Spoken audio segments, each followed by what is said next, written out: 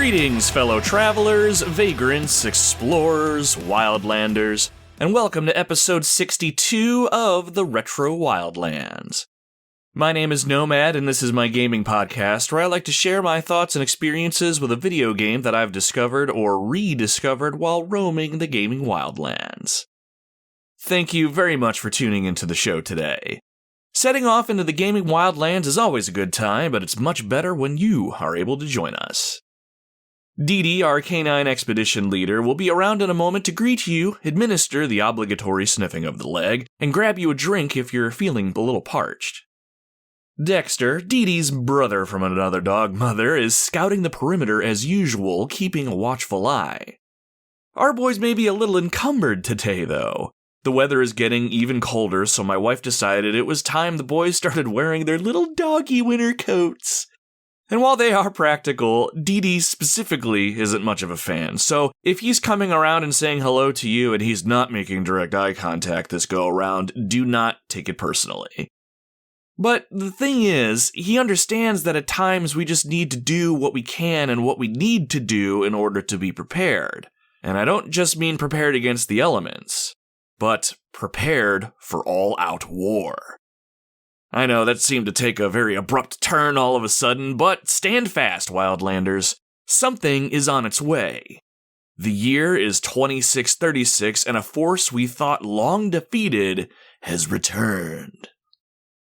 On today's episode, we're checking out a game on the Super Nintendo that launched pretty soon after the system itself did. With lightning-fast gameplay and visuals that showcase the system's Mode 7 graphical mode, it was the perfect game to show off why the word Super belonged in the system's name. The best part was none of this was done purely for the sake of it. Mode 7, sprite scaling, and rotation, this game was made with B-movie action in mind, and after I finally gave it a go, I can confidently say that they nailed that theme. You're fighting to save the world, and you're doing it in a style using some familiar and new weaponry.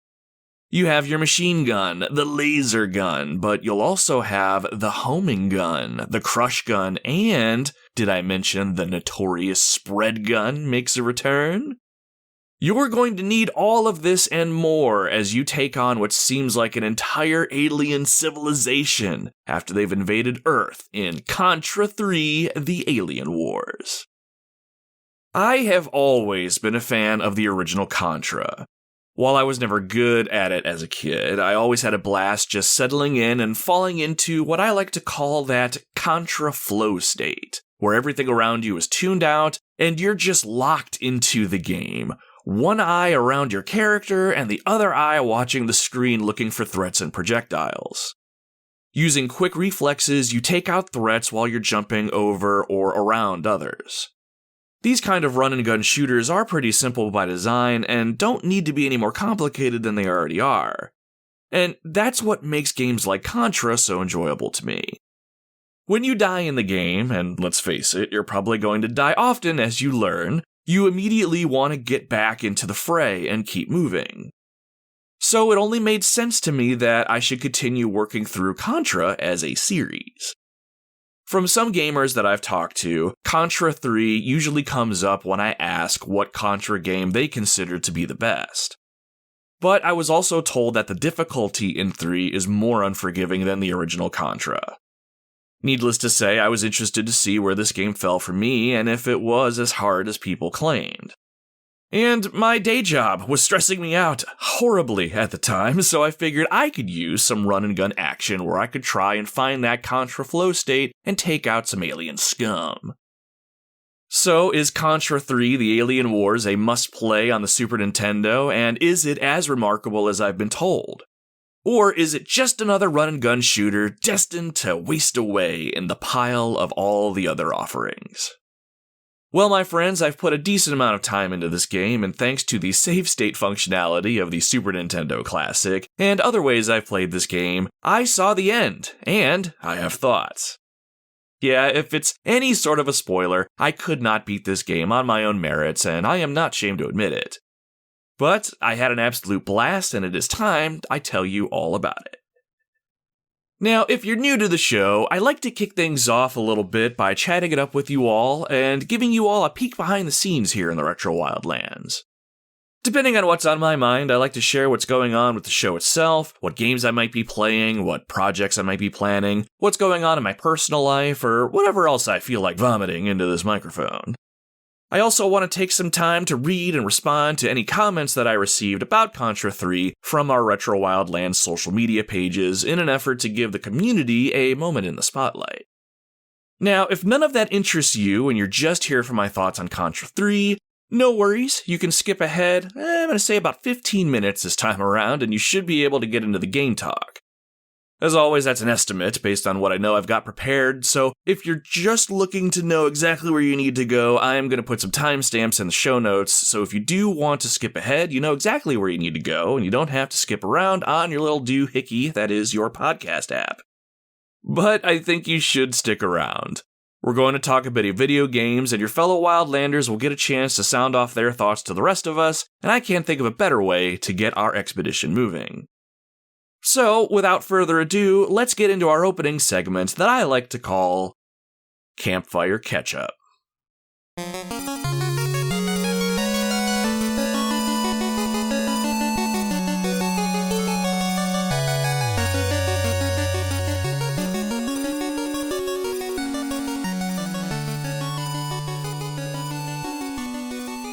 So since our last mainline episode, I've had a decent amount of stuff happen both in my personal life and with gaming in general. Let me start off by saying and sharing that I was fortunate enough to officiate the wedding of my very good friend Bob a few weeks back. It was a once-in-a-lifetime experience for me.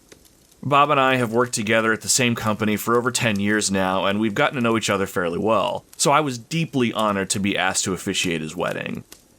I ended up getting myself fully ordained, we worked together on a ceremony, and when it came time, it was incredibly fun. I'm still humbled that I was trusted with something so important, and after it was all said and done, it was just awesome to see my friend so happy with his bride. It really reminded me how lucky I was to have my wife in my life.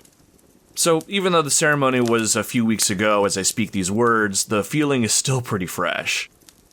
I've been to plenty of weddings over the years, but it was really fun not just doing the marrying, but I love the idea that it was done by a friend and not just a random person. If you've ever thought about being someone who can officiate weddings, or you wanted to marry your best friends or anything cool like that, you should check out your local laws and how all that works.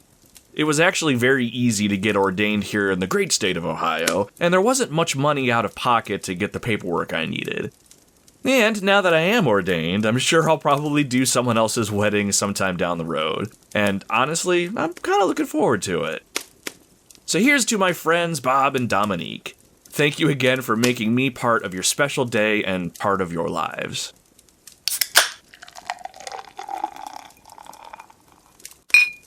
Beyond that, it's been business as usual around the ranch here. We're gearing up for the holidays and the end of the year is fast approaching.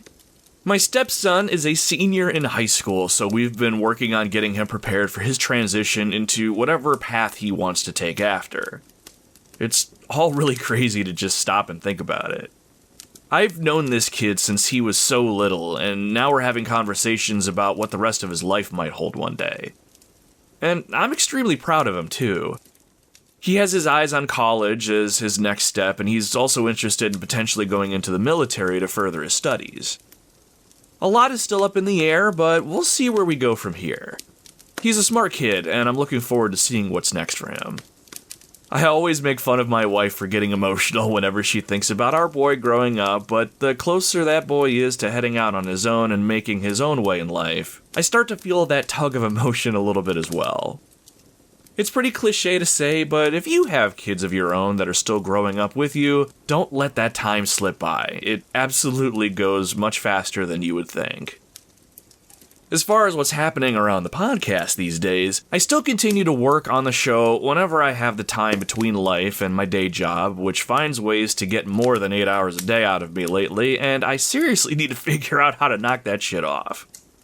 Speaking of, I've probably mentioned it before at one point, but as a job, I work as a supervisor in a customer service call center, and my work weeks can be anywhere between 40 and sometimes 50 hours depending on what's going on. Some of the extra hours are completely my fault. I'll find reasons to work late on a project or come in early to work through my backlog of emails, then I'll complain about how much I worked that day, and I'll have little to no energy to put into the show afterwards. Then I'll get irritated with myself, and it's just a vicious cycle. Now, I know I really shouldn't be complaining, really. I do have a good job that pays well enough to put food on the table and provide me a roof over my head, so I know I'm complaining for complaining's sake, but I am working on some ways to restructure what I do at work and try to be more effective with my time, because even though I don't get paid for podcasting and all the other things that I've made under the Retro Wildlands umbrella, I find so much joy in doing all of it, and while a lot of you have been so supportive of the idea that I pump out episodes whenever I get the chance, I have to face the fact that this is not going to help the show ultimately grow. And while I'm mainly making the show for me, I would like for us to grow further than we already have. Really, at the end of the day, I just need to stop talking about it and get to work. So, speaking of, coming up in the near future, I've been working with some other awesome gaming podcasts on some upcoming projects, and I'll have the honor to once again appear as a guest in some of their shows. I still find it incredibly humbling that there are people out there that find value in what I do and what I have to say, and I continue to be thankful. So when we get closer to those projects happening, I'll share some of the details with you if you're interested in hearing me outside the Wildlands. One show should drop before the end of the year that I'm recording very soon, and another should drop early next year. If you want to be notified when those shows go live, be sure to follow us over on social media. We have a presence over on Facebook, Instagram, X, and Threads, but lately I've been trying to build up our presence over on Blue Sky. I had us over on Blue Sky for a while now, but it wasn't until last month or so that the platform has really started to expand, so it's been fun to connect with so many people over there. So if you're looking to add a little retro spice to your timelines and feeds, or you just want updates on what's happening with the show, check us out on your favorite social platform. And don't forget that the Retro Wildlands is also part of the SuperPod Network, and you can check us out on our website, superpodnetwork.com. Alright, last thing before we get a move on is checking in on what games I'm playing. Next year, I'm going to do a better job of keeping track, but if I'm remembering them all, I've completed 27 games this year, which includes both retro and modern. I just finished up the Platinum Trophy for the fantastic indie run-and-gun shooter called Iron Meat. I've talked about this one a time or two on previous shows, but this game surprised me out of nowhere. It takes heavy inspiration from the Contra and Contra III games, which is one of the reasons I wanted to cover Contra III on the show. I won't drone on anymore about this game, but I implore you, if you are a run-and-gun enthusiast of any caliber, and you're looking for a solid challenge, check out Iron Meat. I also completed a little indie game that I've been meaning to try out called I Am the Hero. It's a retro-inspired side-scrolling beat-em-up with a very unique pixel art style, has some really cool music, and it has some flashy gameplay. I don't really have much to say about this one since it really only took me about an hour to complete it, but it was a fun little diversion for a while. The game emphasizes building up combos and fast movements, so it was fun juggling enemies and dodging incoming attacks all at the same time. It's one that you should look into and should be widely available digitally. For you trophy and achievement hunters, 100%ing this game took no time at all. I ended up getting this game on sale on the PlayStation Store at one point for about $1.99 US, which also gave me access to the PlayStation Vita version, which then meant I had the ability to get 2 shiny platinum trophies to put on the shelf. That said, I am starting to get that trophy/achievement bug again, which is kind of exciting, but also a little concerning. I could talk all day about the topic, but I will say, on one hand, I love how achievements and trophies can push me to play a game longer or in ways that I wouldn't have otherwise. But on the other hand, sometimes I'll find myself playing a game longer than is truly fun just to get the final achievements, and that is a problem. It's actually what happened with Crisis Core Final Fantasy VII Reunion that I've talked about in a couple episodes prior as well. I was very much done with that game, but seeing a very attainable trophy list unfinished just grated on me. But anyway, that's a topic for another day. Outside of the achievements, I am glad I spent a bit of time with I Am the Hero. It's a decent game that I think you should check out if that sounds interesting to you. So at the moment, I'm only really playing 2 games right now. One is for a future episode of the show, which I'll reveal at the end of this episode, so stay tuned for that. The other is Mario & Luigi Brothership on the Nintendo Switch.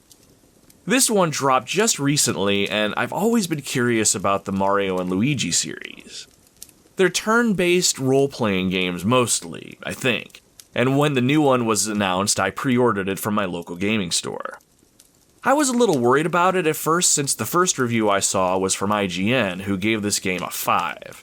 But I'm about 12 or so hours into this game, and I can confidently say this game is not a 5. I will say, a lot of what the reviewer at IGN complained about is somewhat valid.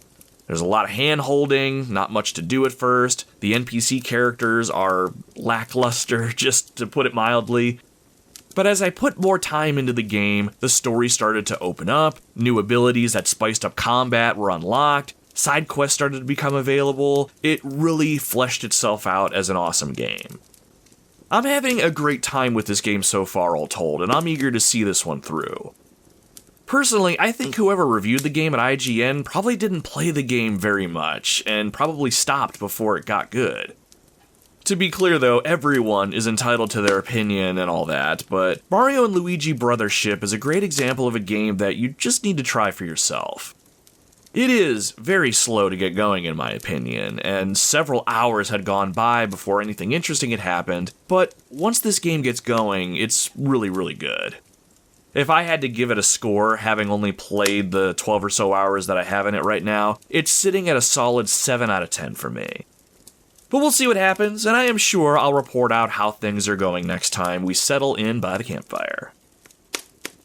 Alright, I think that's enough catch-up for one day. It is time to shift gears and get into the reason that you're all here today. It is time to talk about Contra III: The Alien Wars. We had a few members of the community that shared their thoughts and memories with Contra III, and I wanted to read those off before we got into the game itself. Our first comment comes from Chris Copleen, who is one half of the Retro Hangover podcast. He reached out over on our X page and said, "Oh, hell yeah." Really, not much more to say than that. This game fucks.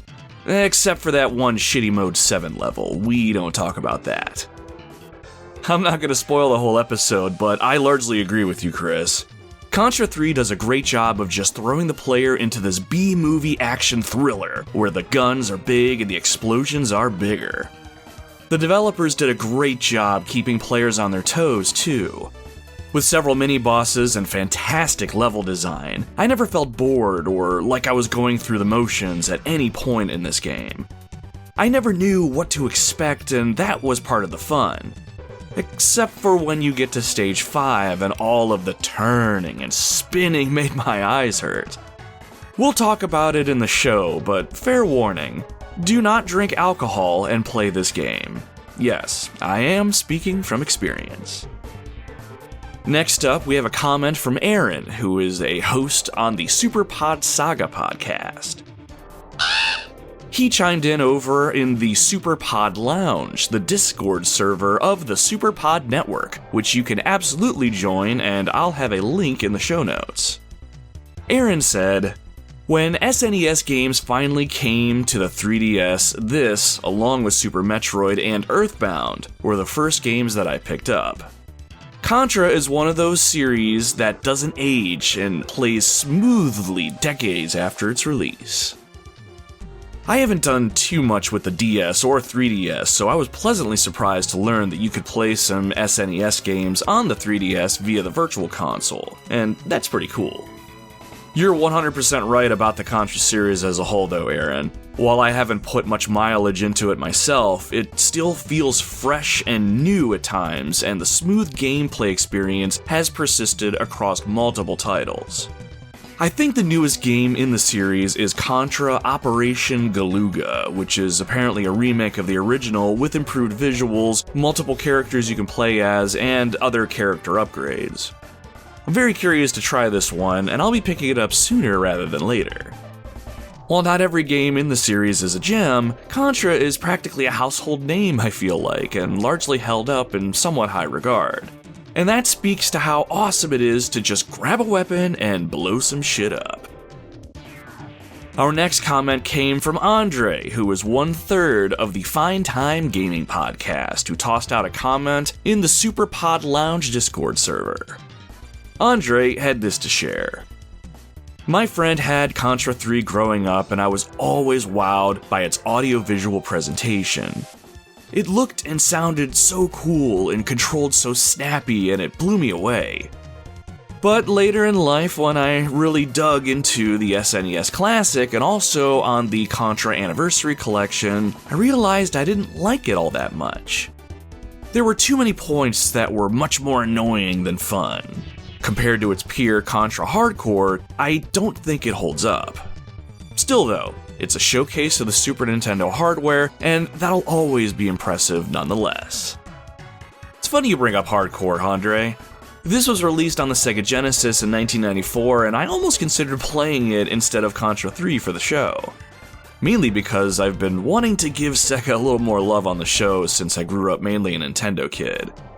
Like you, I'm pretty impressed with Contra 3's presentation as a whole as well. The Super Nintendo is working overtime to give the player the best graphical and audio experience.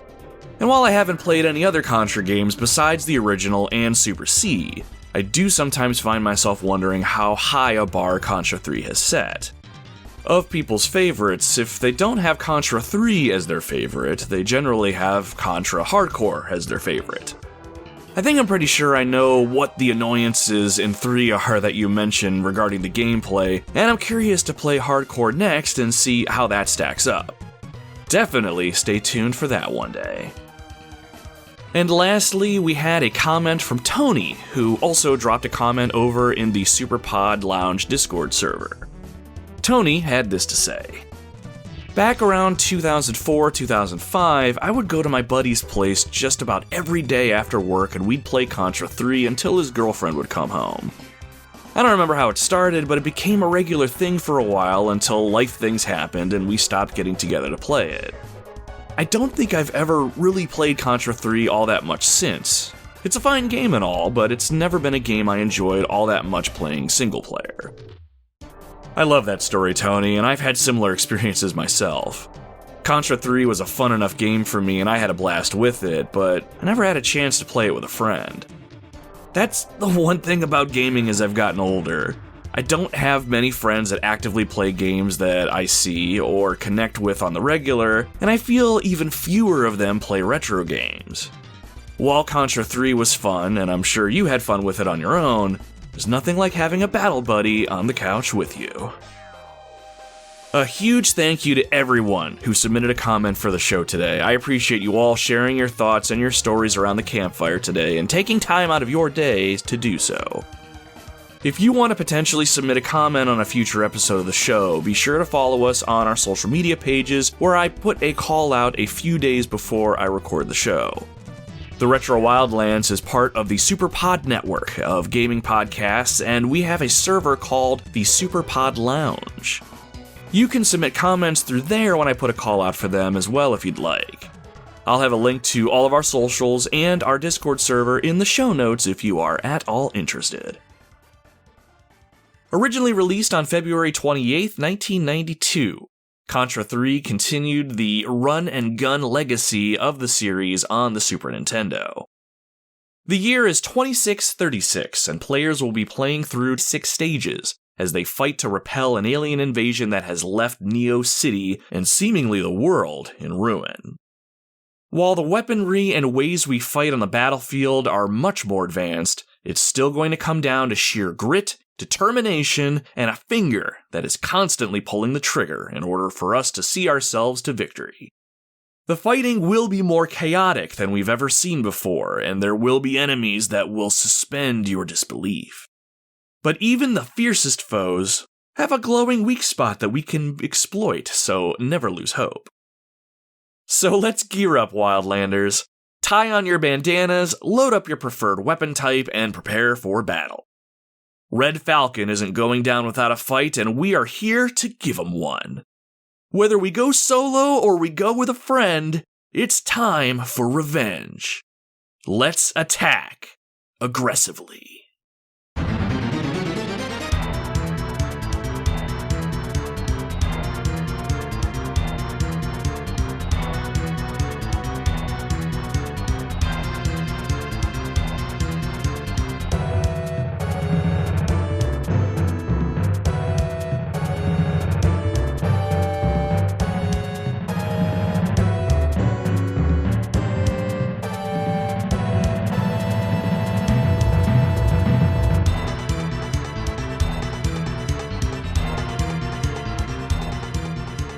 Growing up in the late 80s and 90s was a very special time.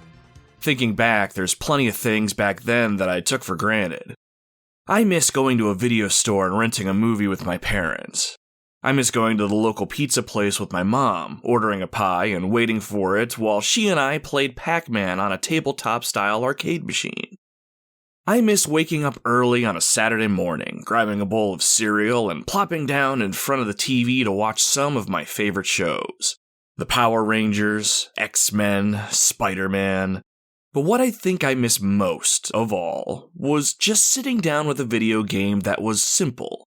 A game that knew what it wanted to be, became that thing for the player, and that was that.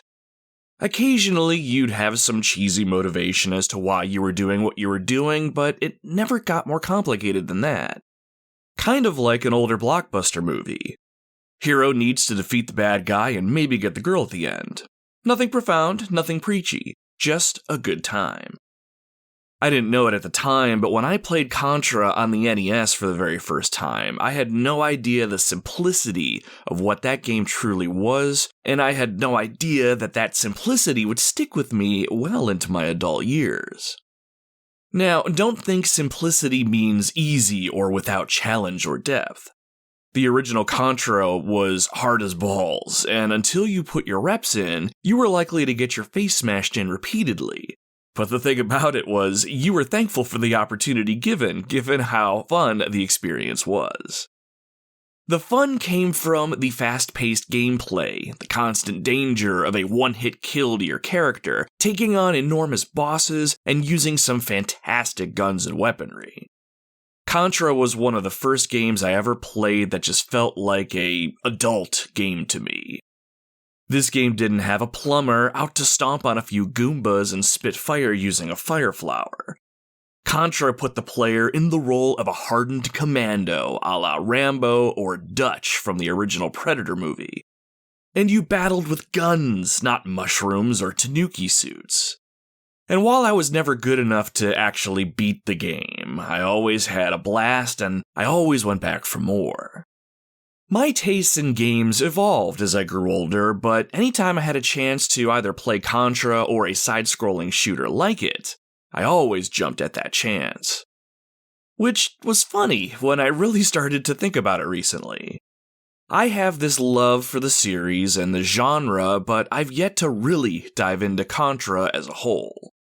I've played the original on the NES, and I've also played Super C, but I've never really committed any time to this franchise. When I did play Super C, it felt more of the same, which was fine, but the original is where it was at for me.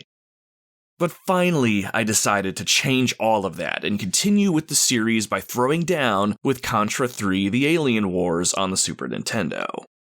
Well, more specifically on my Super Nintendo Classic, the best random purchase I think I have ever made back in the day. I asked around and tried to get a feel for which game in the series most people liked. And while the answers I got were truly all over the place for various reasons, Contra III kept coming up as people's definitive favorite. So that settled it. I grabbed my SNES Classic and hooked that bad boy up and set off on my mission to save the world. I had no idea at the time that this particular mission would be one where I wouldn't just be running and gunning. I would be treated to some top-down levels that showcase the incredible graphical power of the Super Nintendo. I'd also be traversing levels in ways I didn't know were possible. Oh, and imagine my surprise and utter joy when I found myself dangling in the air by a missile fired from a helicopter, and the only way to keep fighting the enemy was to jump from that missile to others flying around. It was glorious, all of it. I was in a cheesy action movie. There's no other way to describe it, and I loved every minute of it. Well, okay, maybe not every single minute of it. Staying true to Contra's roots, Contra III was hard. While it was easy to fall into the routine of gameplay, there were more enemies on screen at once and more environmental dangers than ever before. And while the game came with some upgrades in terms of weaponry and abilities, it really put my skills as a gamer to the test. So much so that, while I did end up beating the game on the hardest difficulty, I absolutely abused the save state functionality of the Super Nintendo Classic. And, to be clear, I am not at all sorry that I did. But during my playtime, I kept wondering to myself, why is this game so many people's favorite? And do I prefer this over the original? In order to answer those questions, we're going to have to dive deep into the game itself, my friends. Let's hook up the Super Nintendo Classic and go through a few levels together, but before we do, let's start off by peeling back a few of Contra III's layers and see exactly what it is that we're working with. So, what is this game? Contra III is a side-scrolling run-and-gun shooter where you take control of a commando armed to the teeth, and your mission is to repel the alien invasion that has befallen the world. Across 6 stages, we'll face a myriad of challenges both from the enemies that assault and attempt to destroy us, as well as from the very environments that we'll be traversing through. Along the way, we'll be calling in the heavy artillery by collecting power-ups in the form of new weapons. But Contra III isn't your grandfather's Contra. There's new features added to this title that don't just give us an edge over the enemy, they greatly enhance the fast-paced gameplay and, quite frankly, they'll more than put a genuine smile on your face. Contra III was developed and published by Konami with Nobuya Nakazato as director. God, I hope I didn't butcher that. From what I read, Nakazato's goal with Contra III was to leverage what he felt was the game's quote-unquote B-movie look and feel. The original Contra was looked upon by Nakazato as too serious, so the approach when making Contra III was to lean into the ridiculous action and work in some comedic elements and animations. This also had an influence on what music was used. Basically, the development team went to work and tried to make a video game that was more or less a cheesy action movie from the 80s, and in my opinion, I think they largely succeeded. One key thing the developers wanted to avoid was the traditional, quote-unquote, fight a bunch of throwaway enemies and have a big boss at the end of the stage design choice. In Contra III, something unique was always happening, whether that was a mini-boss to shake things up or an abrupt change to the way the player traverses the level.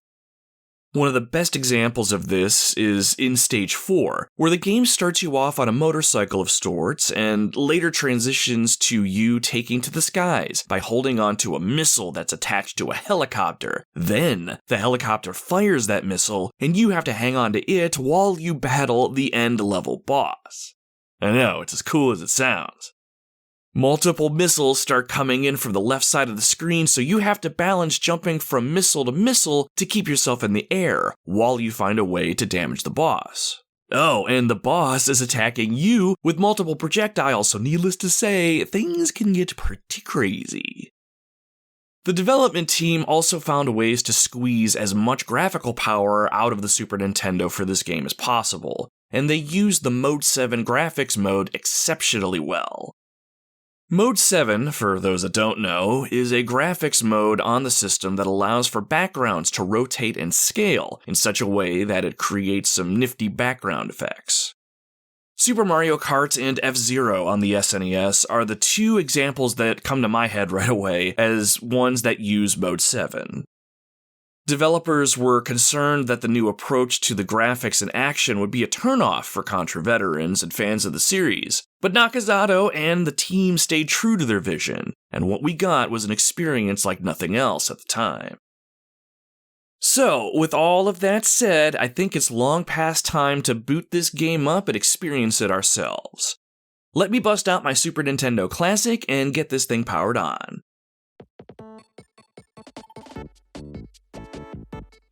Oh man, I am so glad I decided to grab one of these things. I remember walking into a GameStop with some overtime money burning a hole in my pocket. I had no idea that the SNES Classic was a thing, but when I saw it on the shelf, I did not hesitate.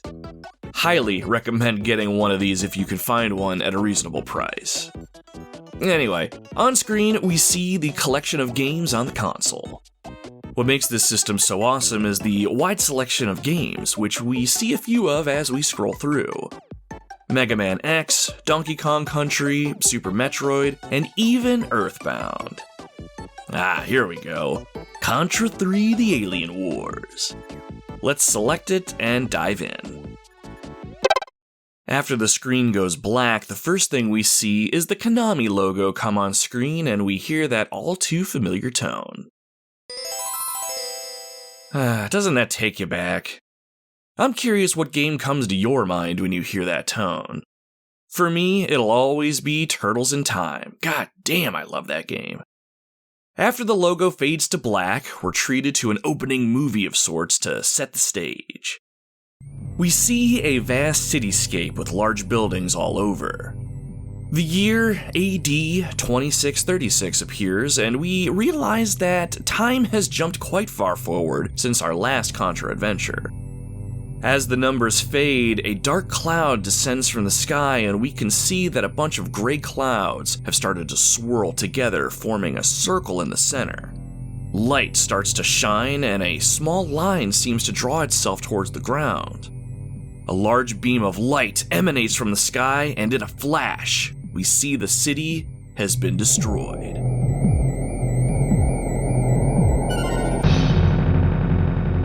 Only the charred husks of what remains can be seen. The sky is painted blood red, and in the sky materializes the demonic face of some sort of alien creature.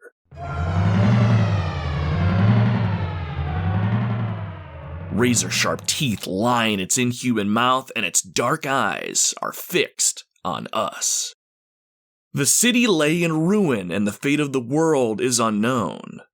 Whatever this dark force is, it's clear that we need to do something about it. The screen goes black, and then we see large red letters scrolling from right to left. They spell out, "The Alien Wars begin." Afterwards, we see the face of a man staring at us. Judging by his features, we can tell this man has seen some things. His lips move to speak, and through dialogue text, he says exactly what we expect from a man like this. "It's time for revenge." Then the man's head pans to the left, revealing another man behind him. This guy has the same war-torn look on his face, and while holding a rifle, looks at us and lays out the entire mission plan. "Let's attack aggressively." And all at once, the title screen appears. Contra III flies in from the center, and one by one, the words "The Alien Wars" slide into place underneath, welcomed by a series of explosions.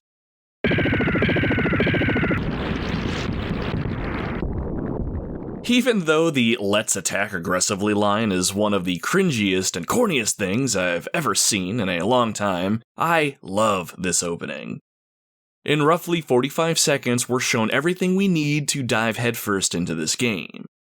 City destroyed, evil aliens have started a war with humanity, and we are done taking their shit. It's time for revenge, and we're going after them hard and fast. Now, if you did want more from a narrative standpoint, there's always the Contra III instruction manual, but even then, it's all pretty straightforward. There is some emphasis on the idea that this is the future now, and our ability to fight is way more advanced than it ever was. Weapons and our maneuvers are more advanced, and although Red Falcon has put the squeeze on humanity, we have everything we need to work through 6 stages of the most cruel and unusual punishments ever. We'll need to run, climb, soar, and blast our way to the alien main base. Now, what will probably stand out to those that haven't played the game before is the idea of climbing and soaring. It's going to be pretty evident right from the get-go, but Contra III takes full advantage of the Super Nintendo and improves the gameplay experience over the older NES titles in almost every conceivable way. We have the ability to latch onto vertical surfaces, as well as shimmy across narrow pipes and other objects. Contra has always been about how you move your character on screen, but I've always felt like the earlier games were more about the shooting. Now, with Contra III, how well you move is just as important as how well you shoot, and you're going to be surprised how molding both of these mindsets together is going to enhance the hell out of this gameplay experience. Turning our attention back to the title screen, before we jump into the war, we have some choices to make. If we want to play the game solo, we can jump right in by selecting one player. Like previous entries into the Contra series, the best part about this game is the ability to play couch co-op with a friend. Now, there are 2 options we can select for 2-player play. 2 players A and 2 players B. If you select 2-player A, you and your partner will work together on the same screen. However, there's a couple of top-down stages, and in the A variant of 2-player play, the game will go split screen, and you two can travel independently of each other, which is pretty neat. In the B version of 2-player play, you will always be on the same screen together, even in the top-down segments. I didn't get a chance to play this game with a pal, so I really can't speak to 2-player play to know which of the 2 options are the better experience. I would imagine A is the preferred experience, so you're not feeling claustrophobic and constantly stuck near your pal in an already chaotic experience, but that's just my thought. Regardless of how you play with a pal, I'm sure the experience is much better with a battle buddy. You just need to make sure that whoever your partner is skilled up and in tune with what's happening at all times. Even on the easiest difficulty, this game does not mess around, and a partner who can't hold their own weight is dead weight. Speaking of the game's difficulty, there's some toggles that we can mess with in the game's option menu, so let's navigate there before we move on. In the options mode screen, we can adjust how many lives we start out with, and we can also adjust the game's difficulty level.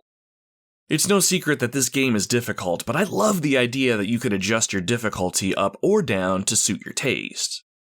You start the game with 3 lives by default, but you can adjust it up to 5 or even 7. In my opinion, there is no shame in cranking this number all the way up to 7, especially as you learn the game. I messed around with all of the difficulty modes, and from what I can tell, easy mode has enemies that are a little bit slower and not as plentiful.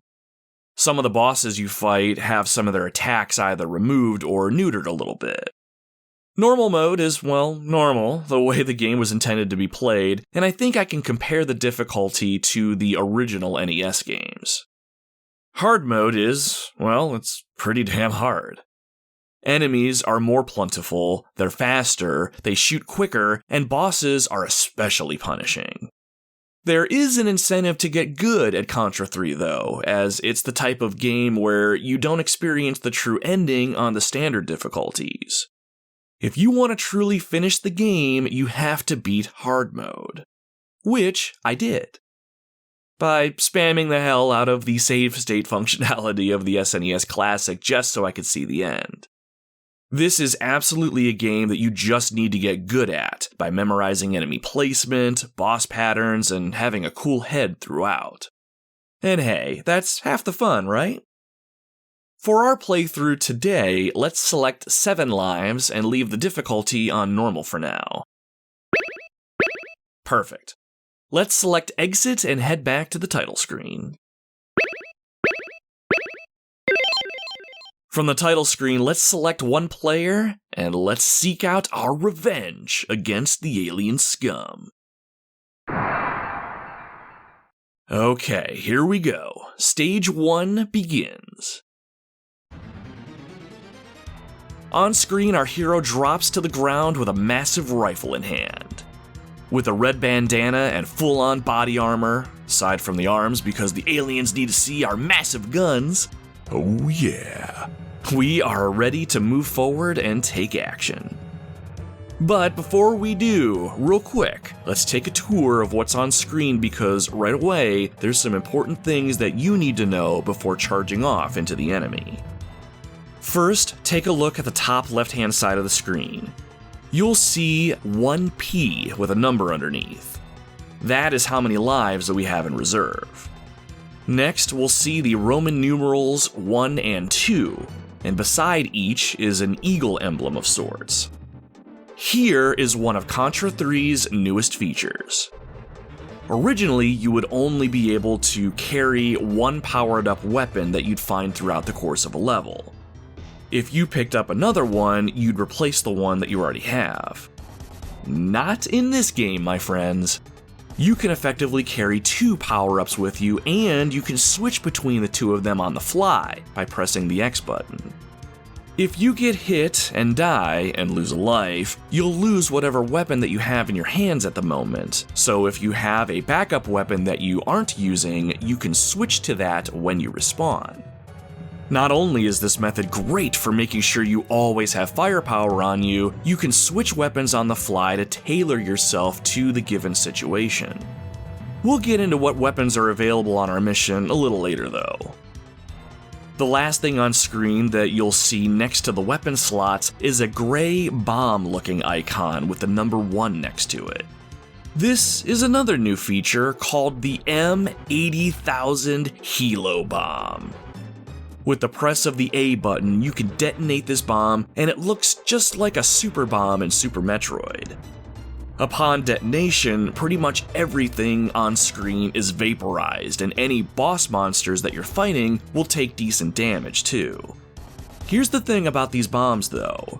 While you can find more as you go and stock up several at once, if you kick the bucket and lose a life, you'll lose your stock of bombs, so don't just save them. Use them, because you're more likely going to lose them before you get the chance.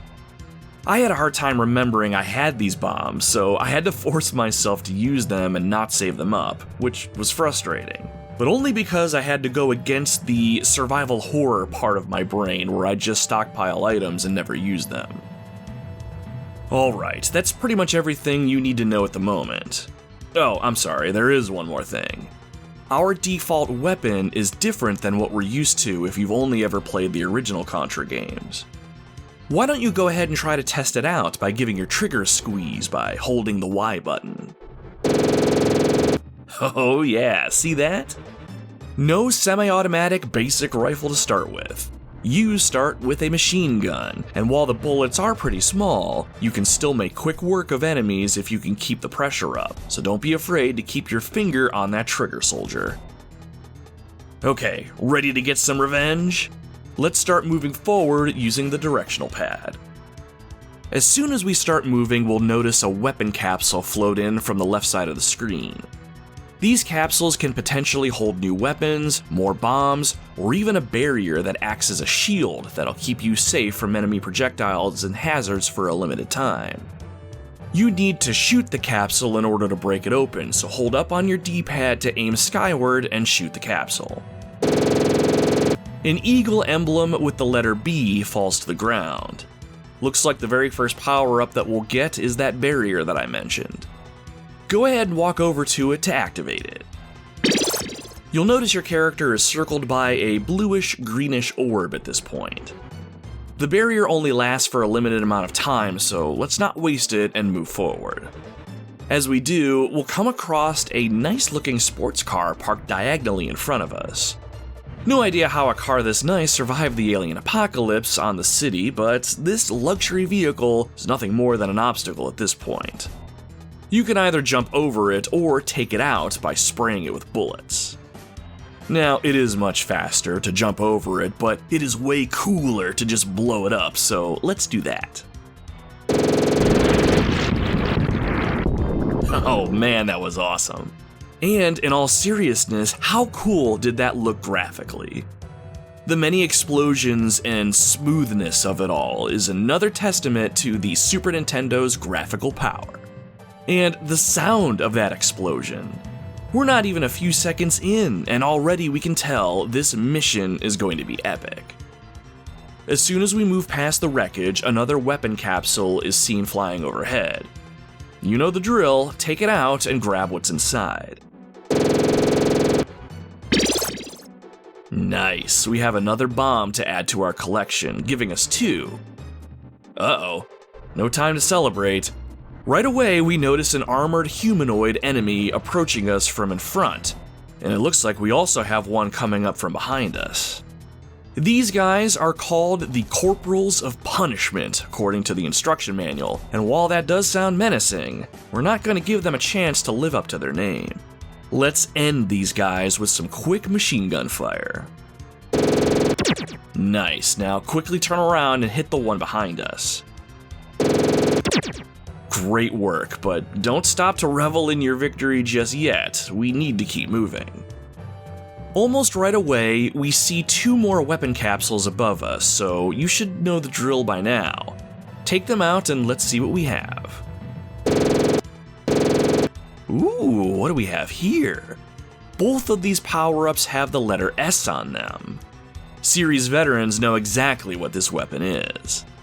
This is the spread gun, the undisputed best weapon in the original games. We absolutely want to grab these power-ups, but real quick before you do, know this. When you grab a power-up, it'll appear at the top of your screen next to whichever weapon that you're holding in your hand. Right now, Roman numeral 1 is highlighted, so when you pick up the spread gun, it'll be equipped to that slot. Now, if you pick up the same weapon as what you already have in your hand, nothing will happen.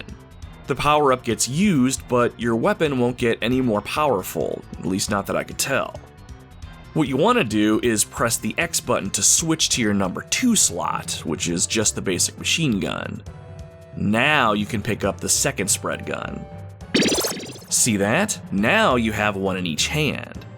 You can only use one at a time, but this way, if you take a header and lose a life, you'll have a spread gun in reserve. How cool is that? Right out of the gate, we're getting pretty well stocked up on items. Now, while we've been trained to think that the spread gun is a fantastic weapon, and it absolutely is, it is not the best weapon anymore in my opinion. The various other weapons that we'll find all have unique uses, and they're pretty useful in their own rights. Plus, when we get to the top-down stages, the weapons act somewhat differently, making some more effective than others in those stages too. Either way, we're pretty well strapped at the moment, and we'll talk about the other weapons as we come across them. And even though I did say we could only use one weapon at a time, we can actually use them both together, but we'll get there soon enough. Pressing forward, we have more enemies coming at us from the front and the rear, so let's test out the power of the spread gun and take these guys out. Not too shabby. Uh-oh, watch out ahead. Out of a crack in the asphalt pops a gun turret. As soon as it sees us, it lets loose a volley of bullets our way. Quick, hold down on the directional pad to lay prone on your stomach. This way the bullets can travel over top of us and we can keep our weapon trained on the threat. Nice, now open fire, soldier. Excellent. Let go of the directional pad so we can get back on our feet, and let's keep moving. Up ahead, we see several platforms that we can jump on, or we can stay on the ground. I would recommend jumping onto the platforms just to get off the ground and give yourself some space. Plus, on the highest platform, there's an enemy sniper taking potshots at us, and it would behoove us to take him out. Pressing the B button allows us to jump, and just like in the original Contra games, we have some great range of movement while we're airborne. Our character will curl up into a little ball while in the air, which makes him a harder target to hit. While in the air, you can change the direction of your character however you need until they hit the ground. This is a great way to dodge enemy fire and avoid obstacles. The best part, you can fire your weapon while jumping, and you can also do that in all 8 directions: up, down, left, right, and diagonally. So while we jump up to the higher platforms here, be sure to pop that sniper while you're airborne too. Good stuff. It's this sort of mobility that you want to get comfortable with as we go, because these are the sorts of things that we'll need to do in order to stay alive and keep moving forward. Enemies are going to constantly stream in, and some of them will fire bullets at you, so you need to be able to not just balance attacking and movement, but doing them both at the same time. Okay, let's keep pushing forward. We still have a ways to go before the end of the level. As we push forward, we'll see another weapon capsule. Nice, I'd say you pretty much know the drill at this point. Ooh, what do we have here? This time we have an eagle emblem with the letter L on it. Yep, you guessed it, that there is a laser gun. The laser gun fires a single powerful laser right out in front of you, and not only does it do heavy damage to a single target, the laser can travel through your enemies, hitting multiple ones in a row. Neat. Since we can carry 2 weapons, let's grab the laser and let it replace one of our spread guns. There we go, now our offensive capabilities became even more versatile. You know, now that we have 2 different weapons, wouldn't it be awesome if we could just fire both of our weapons at the same time and really fuck up the enemy? Well, like I alluded to earlier, we can. If you hold the left shoulder button and the right shoulder button together, your character will hold both weapons out at his sides. If you press the Y button, you'll start to fire both weapons together while you spin jump. While it can be pretty unpredictable and hard to control, it is a great way to clear the screen depending on what combination of weapons you have. Go on, give it a try. How cool is that? Admittedly though, I rarely use this technique because, while it is very fun, you're locked into the spin jump to use this feature, and that makes it very hard to focus fire on something. But really, the bigger downfall here is what happens if you die during this daring maneuver. If you lose a life while holding both of your weapons at once, you will lose both of your weapons, so be extra careful. It still is an awesome gameplay addition, and one that I appreciate given the chaotic nature of this game. As we continue to push forward, it seems like we're doing pretty good, all things considered. As long as we keep up the constant fire, we're keeping the enemies at bay. Wait a minute, what's that up ahead? Looks like a dog is rummaging through a fallen trash can. Damn, that breaks my heart seeing the state of the world like this. And it breaks my heart even more seeing a stray dog barely surviving, having to turn to the trash for food. I wish there was something we could do, but it's best we move on. As soon as we pass by the animal, it hits the ground running and darts to the right side of the screen all of a sudden. Oh crap, the dog is a threat. Quick, turn around and... Damn it, we just lost our first life and our new laser gun that we were holding. I wonder how many first-time players got surprised by that dog and didn't see him coming. Well, fool me once, shame on you, dog. We'll be ready for the next time. After a moment of watching our character lay on his back, lamenting on his life choices up to that point, we respawn in about the same spot. Quick, while we have that moment of invincibility that comes with a fresh life, let's clear the screen and take out the accumulated soldiers for some sweet vengeance. There, that'll teach him. As we keep moving forward, there's one more important thing your character can do that'll really help out. If you ever need your character to stand still while firing their weapon, you can press and hold the right shoulder button, and when you fire your weapon, you can do so in all 8 directions. Very useful if you have an enemy directly below you. Probably goes without saying, but I highly suggest getting used to using this feature. Even though you generally want to keep moving as you move through each stage, it sometimes makes sense to just plant your boots in the dirt and hold fast for a moment to take out a larger threat or an oncoming wave of baddies. Up ahead, as we continue to cut a swath through the alien horde, we come across something in front of us that series veterans should recognize immediately. I can't remember what it's officially called, but I've heard it called the defensive wall. This wall served as the end-level boss in the first stage of the original Contra. The wall is so high that we can't pass over it, so we'll need to blow through it. At the very top of the wall sits a sniper, and in the middle of the wall are two gun turrets that are lobbing rounds at us. At the bottom is a red orb, and if that doesn't scream weak spot, I don't know what else will. On our left, we have several platforms of varying height we can stand on, so using those and our mobility, we need to destroy this wall so we can advance. Best thing to do here is take up our spread gun that we had in reserve and start from the top down. Take out the sniper, wipe out the turrets, and finally pump a ton of lead into the red orb at the bottom of the screen. Well, what are you waiting for, an invitation? Take out this wall so we can keep moving.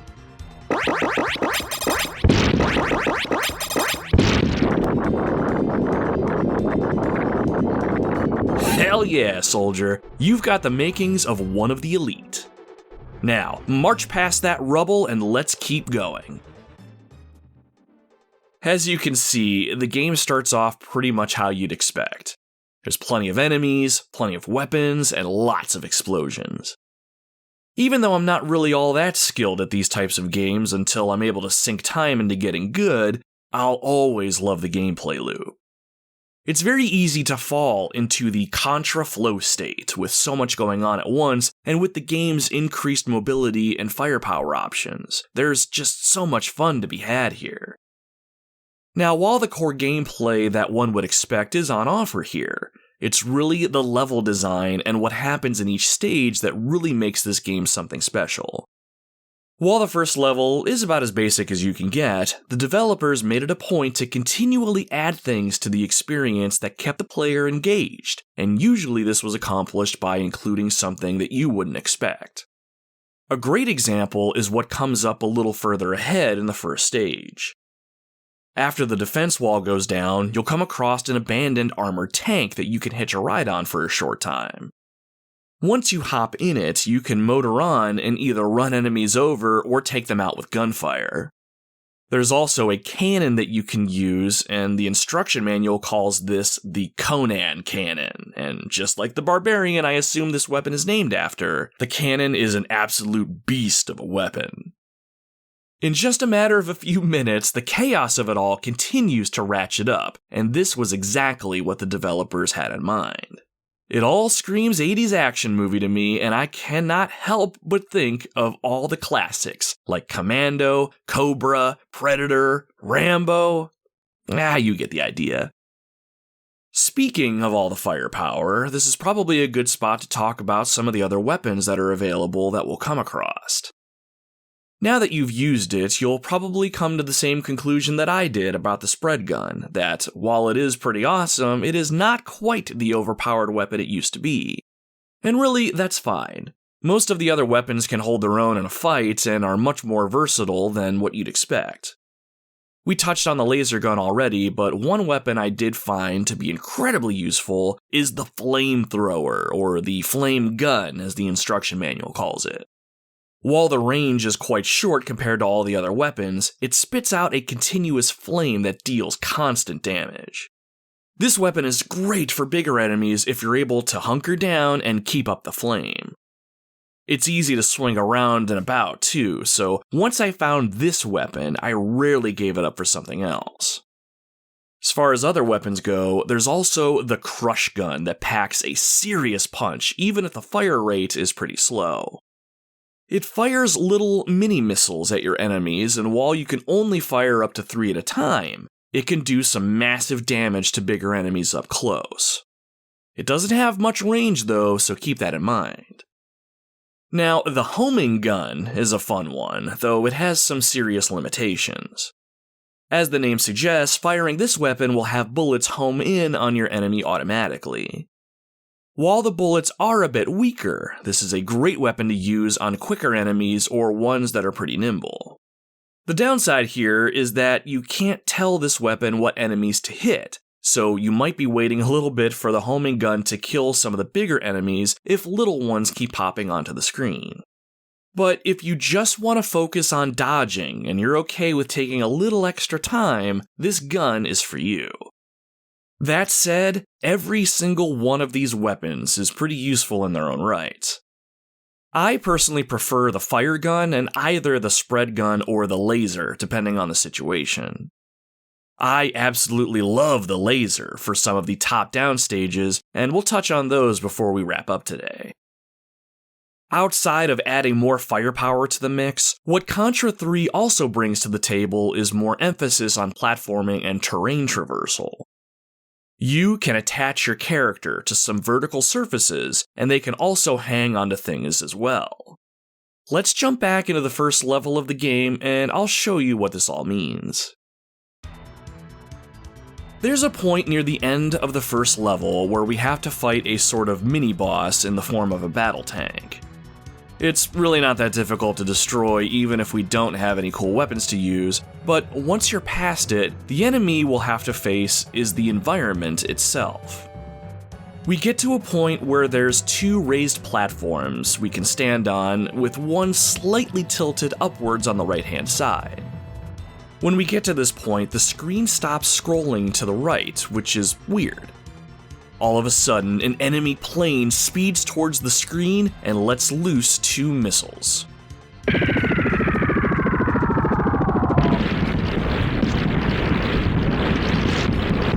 If we aren't high above on these platforms, the explosions will take us out, so make sure you get to high ground. Once the explosions stop, the ground is engulfed in flames and we're able to move again. In this area, we need to stay on the high ground and not let ourselves fall into the fire here. This is a dangerous game of the floor is lava, and we do not want to fall into it. As we move to the right, we'll come across a stone pillar that we'll have to climb up and over. It's easy to do, just jump into it and you'll latch onto the wall. Press up on the directional pad and you'll climb up and over. Simple enough, but once we get to the top, we'll notice a thin brown bar of sorts and nothing else underneath. I guess we have to jump onto that? But as we fall towards the bar, we fall below it, but our character grabs onto it with one hand. Yes, one of our awesome traversal methods is being able to hang, which is really cool. Whenever you hang from something, if you have the ability to, you can hold still and fire your weapon, or you can move by using both hands to shimmy forward. If you jump and fall back down, you'll grab the bar again. Hanging over the fiery death below you is as cool and as exciting as it sounds, but you have to be careful. As you move forward here, there's an area that's erupting with fire and flame.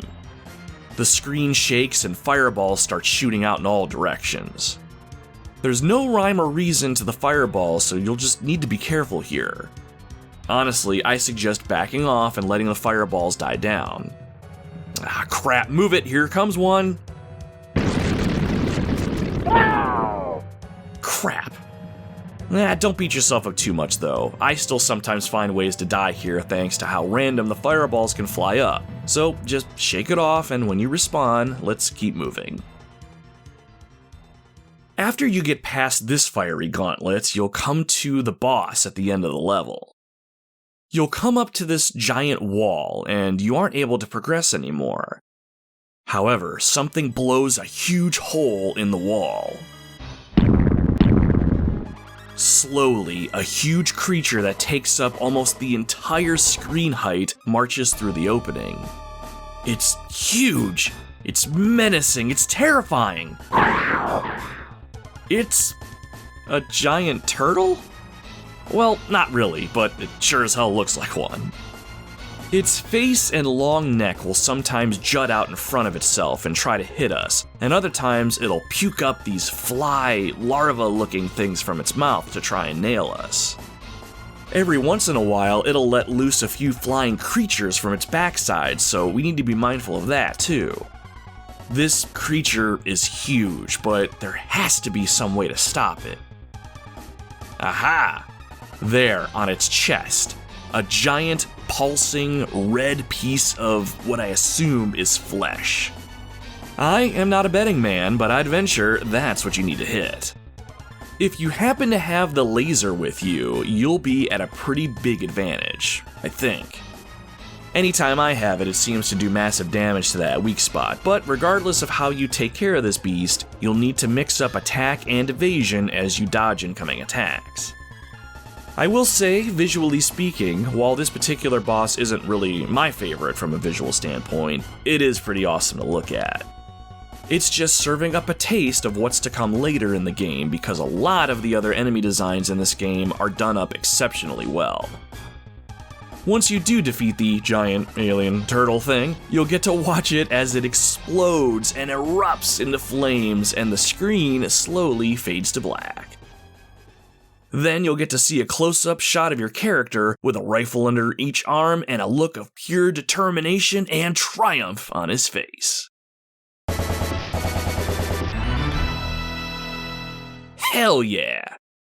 From here we can see our accumulated score and enjoy the 10,000 bonus points added to our total, which gives us just enough points to add another extra life to our pile. At this point, if you were like I was, you're probably feeling pretty good. The first level can be a pretty decent challenge for first-timers, but once you get used to it and how to traverse the environment, you're pretty well set. However, in the next stage, we're introduced to one of the two top-down stages that completely change how you play the game. Super C had some top-downish levels, but Contra III takes the idea one step further and employs the Mode 7 graphical mode in a unique way. Now, you're going to want to brace yourself, soldier. This level is going to take some getting used to because it controls shitty at first, in my opinion, and movement can be very disorienting. However, you are a hardened combat veteran at this point. I'm sure you'll be fine. Before the level officially begins, we're shown a top-down view of the entire stage. The area sort of looks like several intersecting streets with barricades and holes littered throughout. At the top of the screen are the words, "Choose your starting point," and you'll see a light blue square cursor that you can use to decide where in the level that you're going to start from. There's also 5 gray, red-ish orbs, and while the game doesn't specifically say this outright, your goal here is to destroy all 5 of these orbs, which are enemies actually, in order to complete the level. Pretty simple, right? Well, that'll depend on your ability to keep your lunch down as you navigate through this area. You can take a moment to look the map over and get an idea of what's to come, but once you're set, select your drop point and begin your mission.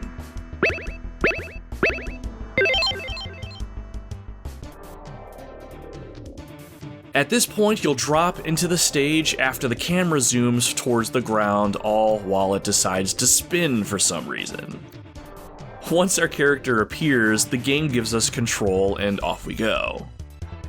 We can move around using the directional buttons, but here's the kicker.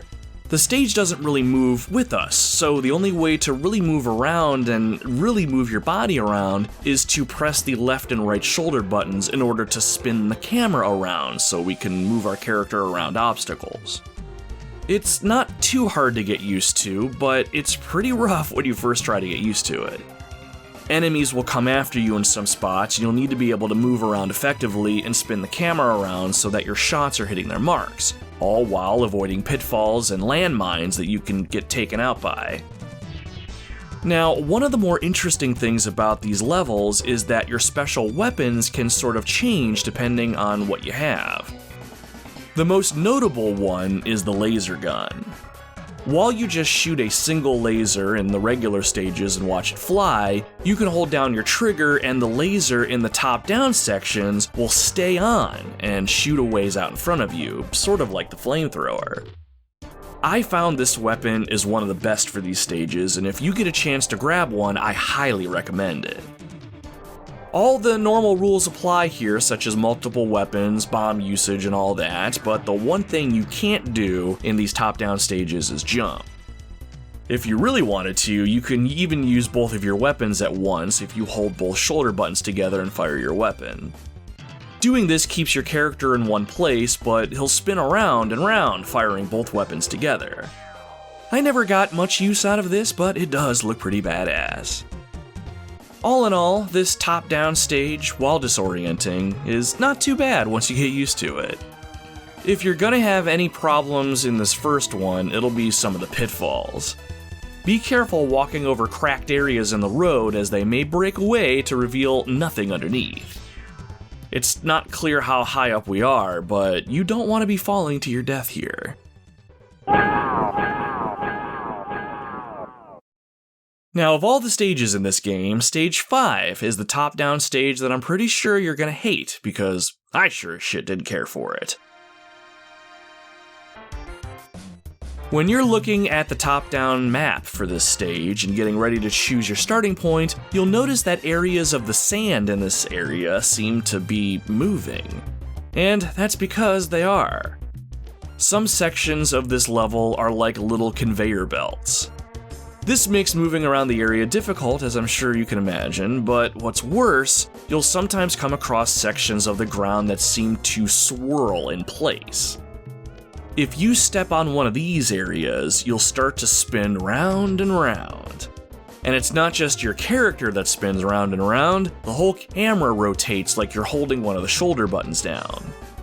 It is extremely disorienting, but what's even worse than that, there's some sections where these circular whirlpools are just lined up for what seems like miles. So what happens is you're moving from one to the next, and while you're spinning, enemies are coming at you, projectiles are being hurled towards you, you're spinning in different directions, and just the way this visual effect ravages your eyes is ridiculous.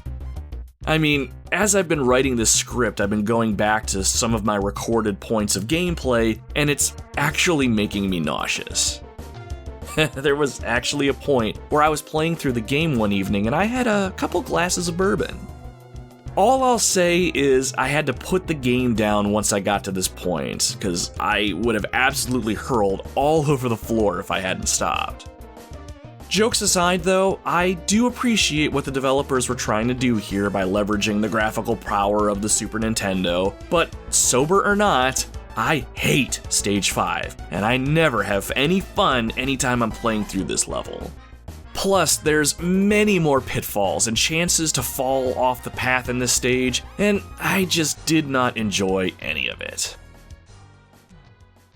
There is a lot more we could talk about with regards to Contra III, but I think we hit all the main points that made up my own experience with the game. While I'm sort of so-so on the top-down levels in this game, and the high-powered weapons and lightning flash gameplay are absolutely awesome, I think what I like most about this game are the stages and how they're designed. Not only is each stage unique, they bring some interesting and engaging gameplay elements to the table. And as a player, I always felt like I was constantly engaged with the game because I wanted to see what crazy thing was going to happen next. From zipping down a highway on a motorcycle to battling enemies in the sky while I jumped from missile to missile in order to stay in the air, there was so much creativity that kept me engaged. The game certainly frustrated me at times due to the difficulty, but I didn't find myself getting agitated all that often. If I ever got agitated, it was mostly at myself for not paying attention or missing something vital like an attack cue from the enemy. More often than not, I kept thinking to myself that this game was just fucking awesome, and I had a blast learning how to move forward. Stages were broken up with transitions to new areas, or had some mini-bosses to break up the monotony, and I appreciated the approach the developers took to always have something engaging happening to the player. I think it was in Stage 3, but one of my favorite mini-bosses of sorts was this creature that would crawl up a wall that you were climbing on. You had to climb up the wall with it and not let it step on you. Each leg was either really high up on the wall or really low on the wall, so you kind of had to balance yourself in the middle. It was an interesting idea, which ultimately culminated in a claustrophobic boss fight where you had little room to move or attack, but you had just enough room to avoid being hit, so as long as you were paying attention, you had a fighting chance. Speaking of the boss fights, my favorite was at the end of Stage 3. You come across this enclosed area and you fight these Terminator 2 style robots together. In this fight, you can climb the walls on either side of the room and you can shimmy across the ceiling, and you had to do this to balance evasion with attack in this battle. And I loved how this fight made you use these new traversal mechanics in a fun way. The best part about this entire fight was, once you defeated the two Terminator-like robots, an even bigger one would claw its way from behind the area that you were in, and you would have to use these traversal mechanics to defeat this gigantic robot. It was fucking awesome. The fight wasn't easy at first, but once you get the hang of it, once you get the hang of hanging, I guess, you really start to feel like the B-movie action hero the game developers wanted you to be. If I had to level any criticism at the game outside of my hatred for Stage 5, it's that I didn't really care much for the music. Don't get me wrong, it's done well enough and it helps create that action-oriented atmosphere, but nothing beats the music from the original Contra or from Super C. Don't really have much to say about the music here in Contra 3 beyond that, but I just wanted to call it out. As we wind things down, I have to say that I can absolutely see why people love this game. Contra 3 feels like it came out when Konami was at its peak in terms of gameplay, and given all the improvements to the gameplay experience and how the game leverages the Super Nintendo hardware, it's top of its class. I think I can say this about a lot of older retro games, but what I appreciated most about Contra 3 is that it was a game where you're rewarded by putting time into the game and just getting better at it. I saw someone mention somewhere that it's a game where your character doesn't level up, you do, and I think that's absolutely spot on. Contra 3 does boss battles pretty well, and while they were hard to learn and figure out, I appreciated their uniqueness and even their designs. It's easy to just put a hard enemy at the end of a level, but it's another thing to make it a fun and unique challenge for the player to figure out. And while it can be frustrating for some that you have to beat the game on the hardest difficulty to see the true ending, I sort of like that approach. While the ending isn't life-changing or anything, it's a great thing to strive for and really pushes you to get better over time. While I did beat this game with save states and didn't really experience the ending as originally intended, I still felt a sense of accomplishment when I finally came out victorious. If you're listening to this and you've beaten this game on your own or with a friend, my hat goes off to you, seriously. I absolutely see the work that needs to go into something like that, and you should be commended. At the end of the day, Contra 3 is a game that needs to be played, especially if you love these kinds of games. It's non-stop action with loads of guns, explosions, and some awesome environments to work your way through. While the game is pretty short by all accounts, having only 6 stages, Contra 3 is truly peak entertainment, and I'm eager to put more time into this game and see if I can beat it on my own merits. If you have a good friend who you trust to take into battle, I implore you, grab a battle buddy and join the Alien Wars. If you don't have that friend that you can sit next to and go to war with, go by yourself. Seriously, whether you succeed or you die trying, you are going to have one hell of a good time.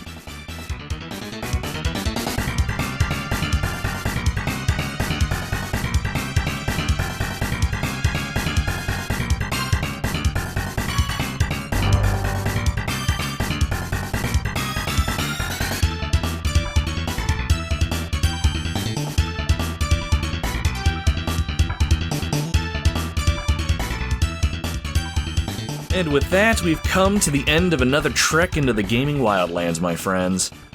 This has been episode 62 of the Retro Wildlands, Contra III: The Alien Wars. Thank you very much for tuning into the show today. Run-and-gun shooters will forever be a favorite game genre of mine, and after playing through Contra III, I'm happy to put this one high on my list of personal favorites. While the game was tough as nails, I really enjoyed the smooth gameplay experience, the incredible visuals made possible by the Super Nintendo, and that B-movie feel of the whole experience. It was awesome falling into that Contra flow state, and all that mattered was what was happening on screen. I'm eager to continue playing through more games in the series and see how the series kept evolving over time, even if some of the iterations haven't held up all that well. We won't know until we try them, but if there's a specific game in the series that I need to put my crosshairs on first, please feel free to reach out to me on social media and let me know. If you like the show today and you want to show it and myself some support, please consider subscribing to it on your preferred podcasting platform. The Retro Wildlands is now part of the SuperPod Network, home of some amazing and awesome gaming podcasts and other gaming content, so you can follow us over there at superpodnetwork.com. Other than this show, you can check out other awesome shows such as the SuperPod Saga, the Pre-Order Bonus Podcast, Tommy's Video Game Ride-Along, Gaming Together, and many more.